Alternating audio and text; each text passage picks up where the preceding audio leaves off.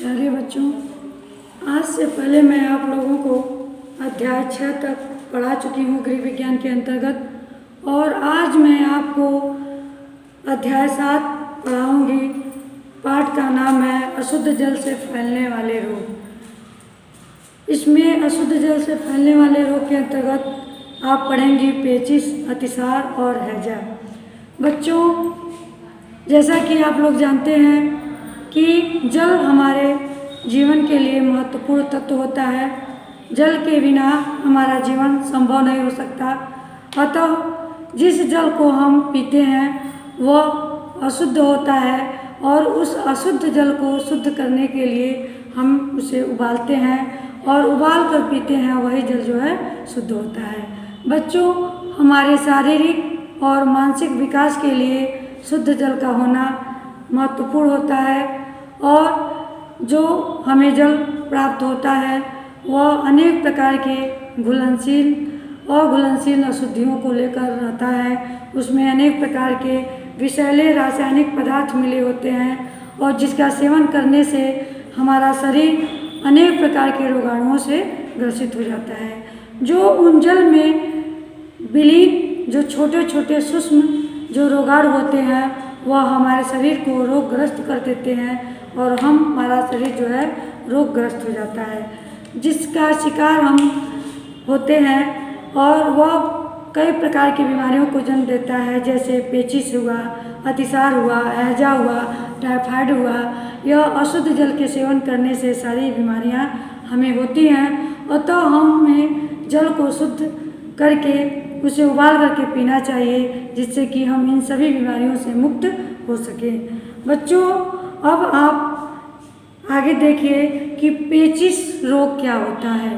पेचिश वह रोग है जिसमें पेट में ऐंठन होता है, बार बार दर्द होता है, और बार बार हमें दस्त जाना पड़ता है।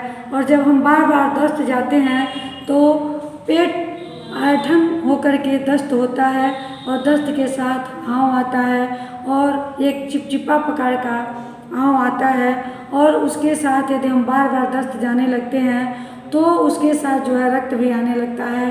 और अगर 10 से 15 बार तक दस्त होता है तो हमारा शरीर जो है अस्वस्थ हो जाता है, और हमारी शारीरिक क्षमता जो है कम हो जाती है। यह जो दस्त के साथ चिपचिपा श्लेष्मा आता है यह आँव कहलाता है। यह एक प्रकार का आँव होता है, और यह एक संक्रामक रोग होता है जो जल के माध्यम से दूसरे जल के सेवन करने से होता है।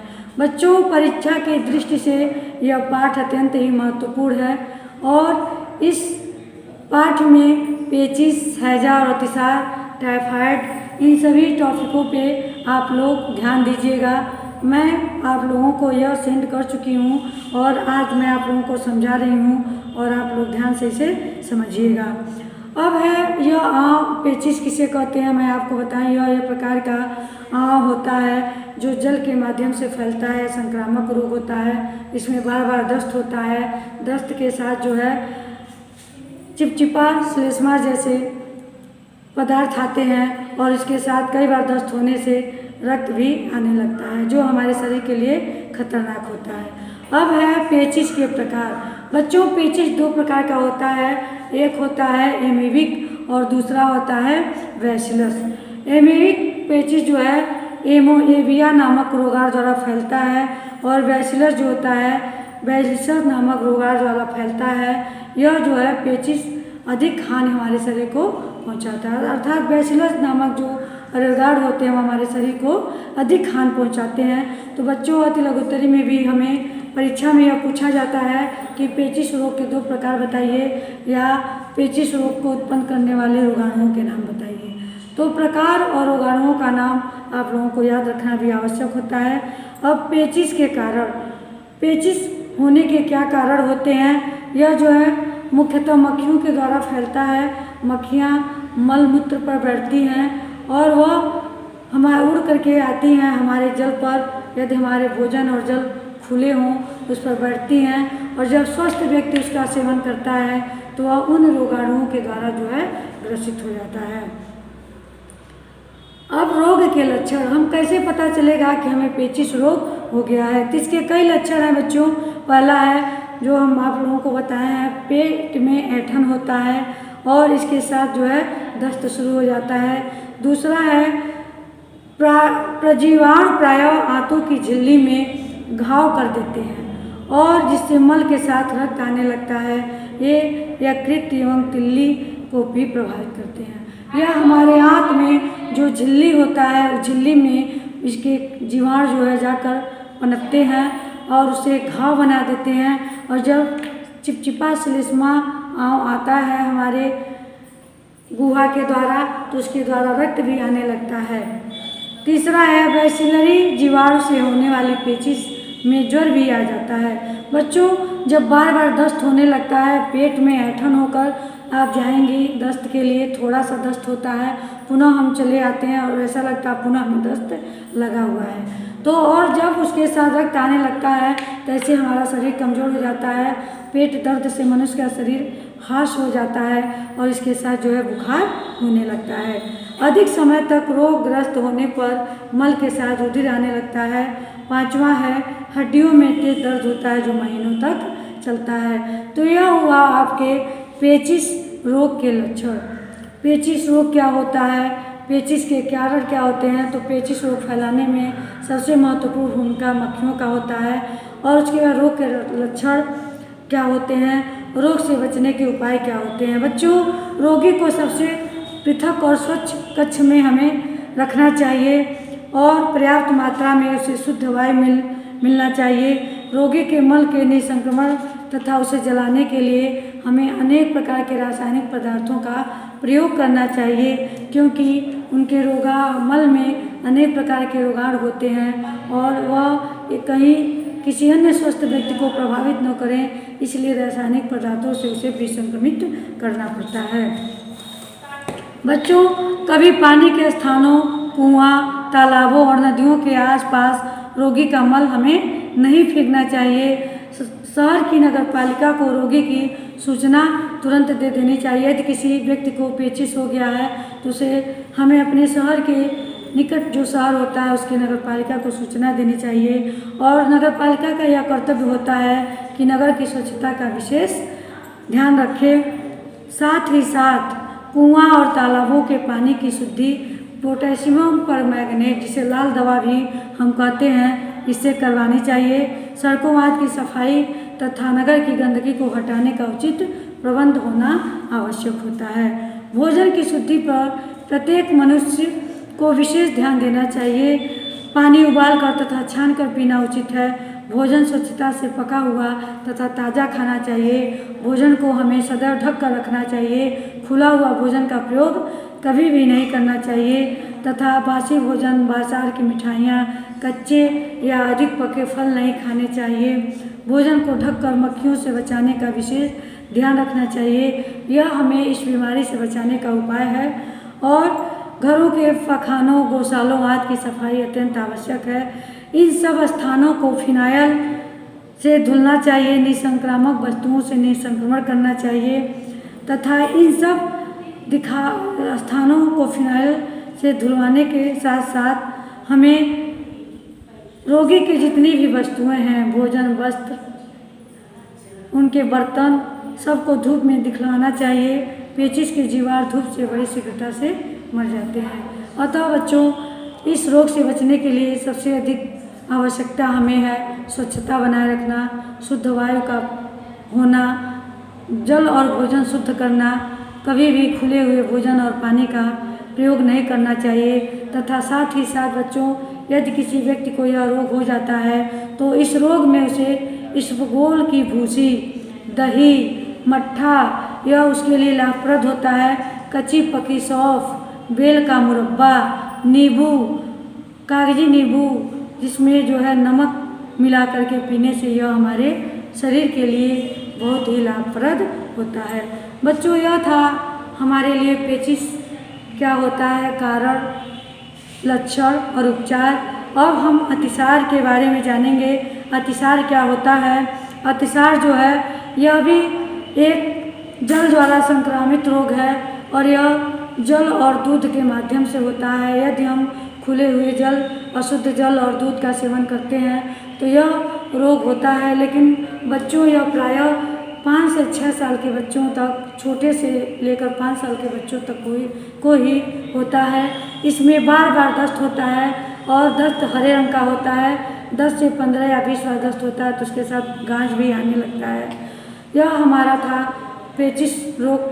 अतिसार रोग क्या होता है और अतिसार रोग के कारण यह रोग स्टेफिलोकोकस ऑरियस नामक जीवाणु से फैलता है। बच्चों, आप इस जीवाणु का नाम ध्यान से सुनिएगा, स्टेफिलोकोकस ऑरियस। यह जो है अतिसार को फैलाता है। यह अशुद्ध दूध, गंदा पानी, दूध की बोतल यदि गंदा हो, निपिल गंदा हो, यह जो है इस रोग को फैलाने का मुख्य कारण होता है। अपौष्टिक भोजन, समय असमय भोजन करने से भी यह रोग हो जाता है, जैसे गैस्ट्रिक हो जाता है। इस प्रकार से रोगी बच्चों के संपर्क में आने से भी यह फैलता है। भोजन का हजम न होना भी यह रोग का मुख्य कारण होता है। अतिसार रोग क्या होता है? अतिसार रोग के कारण और इसके लक्षण हमें कैसे पता चलेगा कि बच्चों को अतिसार हुआ है? तो सर्वप्रथम बच्चों को हरे रंग के पतले दस्त आते हैं। जब हरे रंग के पतले दस्त होने शुरू हो जाए तो आप लोग ये समझ लीजिए कि इसे अतिसार का संक्रमण हो गया है। कभी कभी रक्त भी आने लगता है। रोगी को हल्का सा ज्वर भी होता है। दस्त अधिक होने की संख्या में 25 तक हो जाती है। रोगी एकदम निढाल हो जाता है। पानी देना चाहिए। शिशु को ठंडे से बचाना चाहिए। बच्चों को फटे दूध का पानी देना चाहिए। मट्ठा, सोडा वाटर, अरारोट का पानी देना चाहिए और फटे दूध का पानी देना चाहिए। इस रोग के बच्चों को हमें मट्ठा देना चाहिए, अरारोट का पानी देना चाहिए, फटे दूध का पानी देना चाहिए। यह सभी जो है इस रोग में लाभदायक होते हैं। रोग से बचने के उपाय। इस रोग से बचने के लिए हमें आसपास के स्थान को स्वच्छ रखना चाहिए। इसके अतिरिक्त बाजार से लाई हुई सब्जियों को धो करके, फलों को धो करके रखना चाहिए तथा समय रोग शहर में फैल जाता है उस समय इन चीज़ों को पोटेशियम परमेंट के पानी से धोना उचित होता है। ऐसे समय में बाजार की बनी कोई भी चीज़ें नहीं खानी चाहिए और साथ ही साथ बच्चों, दूध स्वच्छ बर्तन में सफाई के साथ रखना चाहिए। उसे उबाल कर हल्का गर्म करके पीना चाहिए और ढक करके रखना चाहिए। पानी को उबाल करके पीना चाहिए। घर में किसी को अतिसार हो जाए तो उसके मल मूत्र को किसी ऐसे बर्तन में एकत्र करना चाहिए जिसमें कोई तीव्र निसंक्रमित विलयन हो, उसमें एकत्रित करना चाहिए। बाद में इसे बस्ती से दूर ले जाकर किसी एकांत स्थान पर जला देना चाहिए। ऐसा करने से इस रोग के रोगाणु नष्ट हो जाते हैं और रोग फैलने की संभावना समाप्त हो जाती है, कोई संभावना नहीं रह जाती। यदि हम किसी बर्तन में किसी रासायनिक विसंक्रामक पदार्थ को रख करके उसमें उसके मल मूत्र को रखते हैं तो वह जीवाणु उसमें मर जाते हैं। उसके बाद उस मल मूत्र को हमें जाकर शहर से बाहर फेंक देना चाहिए। नौ की आसपास गंदगी फैलानी चाहिए। पेचिश तथा अतिसार में अंतर। बच्चों, लघुत्तरी में कभी कभी ये भी पूछ सकता है कि पेचिश और अतिसार में क्या अंतर होता है। पेचिश तथा अतिसार दोनों ही जल के द्वारा प्रभावित होते हैं, लेकिन दोनों में कुछ अंतर है। पेचिश नामक रोग कुछ जीवाणुओं के संक्रमण के कारण होता है। इसमें रोग में पेट में ऐंठन होता है, बार बार शौच के लिए जाना पड़ता है, मल के साथ आंव आता है, कभी कभी रक्त भी आने लगता है, रोगी को ज्वर हो जाता है। और इसके भिन्न अतिसार नामक रोग में सामान्य रूप से यदि अपच हो जाता है तो उस अपच के कारण जो है मुख्य रूप से बच्चों में होता है। दस्त का रंग हरा हो जाता है और उसमें झाग आने लगती है। बार बार दस्त होने से व्यक्ति जो है बच्चा कमज़ोर हो जाता है, उसमें पानी की कमी आती है और बच्चा कमज़ोर हो जाता है। अब है हैजा। हैजा क्या होता है बच्चों? हैजा भी एक प्रकार के जल, भोजन और मुख्य रूप से हैजा जो है मक्खियों के द्वारा प्रभावित की गई जो है बीमारी है। इसे मक्खियाँ भोजन पर बैठती हैं, जल पर बैठती हैं, हम उसका सेवन करते हैं तो उसके सेवन से हमें हैजा के रोगाणु से प्रभावित हो जाते हैं। हैजा को फैलाने वाला जो रोगाणु है वह है कॉमा बैलिसस। यह जो है हैजा फैलाने वाला रोग जो है कॉमा के आकार का होता है, अतः इसका नाम कॉमा बैसिलस तथा विब्रियो कॉलरा 2 नाम इन जीवाणुओं का बताया गया है। और ये दोनों जीवाणु जो है हैजा फैलाते हैं। और इसमें व्यक्ति जो है हैजा प्रायः गर्मी और वर्षा ऋतु में ही होता है। जुलाई तथा अगस्त में फैलता है। हैजा प्रायः बड़े बड़े मेलों के अवसर पर युद्ध के बाद युद्धग्रस्त क्षेत्रों में भयंकर रूप से फैलता है। यही कारण है कि भारत में हैजा असमय तथा गंगा के डेल्टा आदि प्रदेशों में अधिक फैलता है। हैजा रोग का कारण आप लोगों को बता दिए हैं कि कॉमा बैसिलस तथा विब्रियो कॉलरी नामक रोगाणु फैलाता है। और यह जो है आकार में कॉमा के समान होते हैं। यह जीवाणु पानी में बढ़ते हैं और अधिक गर्मी तथा सर्दी सहन नहीं कर पाते। मक्खियाँ रोगी के मल और उल्टियों पर बैठकर इन रोगाणुओं को पानी तथा भोजन में छोड़ देती हैं और जिसका दूषित जल और भोजन को लेने से स्वस्थ व्यक्ति जो है इन रोगाणुओं से प्रभावित होता है। रोगी के संक्रमित बर्तन भी रोग से फैलते हैं। गंदा वातावरण और भारी भोजन आदि रोग को उत्पन्न कर देते हैं। बच्चों, हैजा अत्यंत ही खतरनाक बीमारी है। यह रोग को रोगी व्यक्ति को ऐसी स्थिति में ला देता है कि बार बार माड़ के समान उल्टी और दस्त प्रारंभ हो जाते हैं और व्यक्ति को कई बार उल्टी दस्त होने से वह इतना कमज़ोर हो जाता है कि वह मृत्यु को भी प्राप्त हो जाता है। तो इस रोग से हमें किस प्रकार से बचना है, यह आप लोग ध्यान से देखिए कि हैजा से आक्रांत जो व्यक्ति होता है, जो संक्रमित व्यक्ति होता है, उसे अन्य कमरे में स्वच्छ स्थान पर रखना चाहिए। अन्य व्यक्तियों से बचाव रखना चाहिए। यदि संभव हो तो तुरंत संक्रमित व्यक्ति को अस्पताल में भी पहुंचाना चाहिए। अन्य व्यक्तियों को हैजे का टीका लगवाना चाहिए। रोगी के मुंह दस्त को इधर उधर न फेंक करके उसे रोगाणुनाशक पदार्थ से जलाना चाहिए। साथ ही बच्चों, रोगी के वस्त्रों को रोगाणुनाशक पदार्थों से धोना चाहिए तथा उनके वस्त्रों को जला देना चाहिए।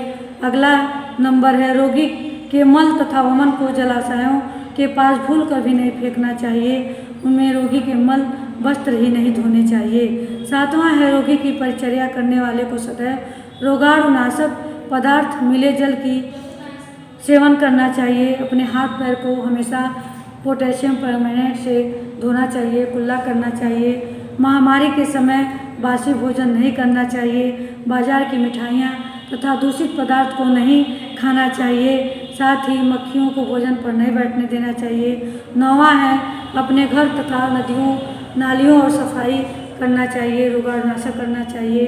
पीने के जल को उबाल कर छान कर ढक कर रखना चाहिए। महामारी के दिनों में हल्का भोजन करना चाहिए। आमाशय को एकदम ही खाली रखना ही भी ठीक नहीं। इन दिनों में चाय, नींबू, नारियल का पानी तथा फलों के रस का ही सेवन करना चाहिए। और बाजार से लाई हुई सब्जियों फलों को हमें धुल करके ढक करके रखना चाहिए। इस प्रकार से हमें बच्चों इस रोग से सुरक्षित रहना चाहिए, क्योंकि यह रोग सबसे अधिक हमारे लिए खतरनाक होता है। अब हैजा रोग का उपचार। रोग की भयानकता के कारण इस रोग का उपचार किसी योग्य चिकित्सक के देख रेख में तुरंत ही प्रारंभ कर देना चाहिए। यदि हम समय से रोगी को अस्पताल नहीं ले जाते हैं तो वह उसकी मृत्यु होने का भी कारण हो जाता है। रोगी को पूर्ण विश्राम होना चाहिए। उसके कमरे को एकांत रखना चाहिए। उसके कमरे को स्वच्छ रखना चाहिए तथा उसके भोजन में प्याज या पुदीने का पानी, अमृत धारा आदि देना चाहिए। उसे थोड़ा थोड़ा करके पोटेशियम परमैंगनेट का घोल भी देना लाभदायक होता है। उसे एनिमा लगाना और नमक के घोल का टीका लगाना भी अच्छा सिद्ध होता है। संतरे का रस, जौ का पानी इस रोग के मरीजों को देना अधिक लाभकर होता है। रोगी को भूख लगने पर अंडे की सफ़ेदी, चावल का माड़ तथा यदि ये वस्तुएं पच जाए तो उसे गाय के दूध की दही, हल्का दूध और उबली हुई सब्जियों का सूप भी दिया जा सकता है। यदि भयानक अवस्था में रोगी को संक्रामक रोगों के चिकित्सालय में अवश्य भर्ती करा देना चाहिए। यदि कुछ नॉर्मल हो रोगी तो उसे अपने घर में सर सफाई करना चाहिए, अलग रूम में रखना चाहिए और इन सारे पदार्थों को देना चाहिए। और यदि अधिक संक्रामित हो, उसके अधिक रोगग्रस्त होने की आशंका हो तो उसे हमें चिकित्सालय में दिखाना चाहिए और साथ ही साथ चिकित्सक से परामर्श भी लेना चाहिए। तो बच्चों, आज का यह अध्याय था आप लोगों का कि अशुद्ध जल से फैलने वाले रोग, और इन रोगों में हैं अतिसार, पेचिस, हैजा और टाइफाइड। और ये सभी जो है अशुद्ध जल से फैलने वाले रोग हैं, और इन रोगों से हमें कैसे बचना है, किस प्रकार क्यों फैलते हैं, कैसे इसका उपचार करना है, ये सारा मैं आपको बता चुकी हूँ। तो आप लोग इसे ध्यान से पढ़िएगा बच्चों, यह परीक्षा की दृष्टि से बहुत ही महत्वपूर्ण होता है।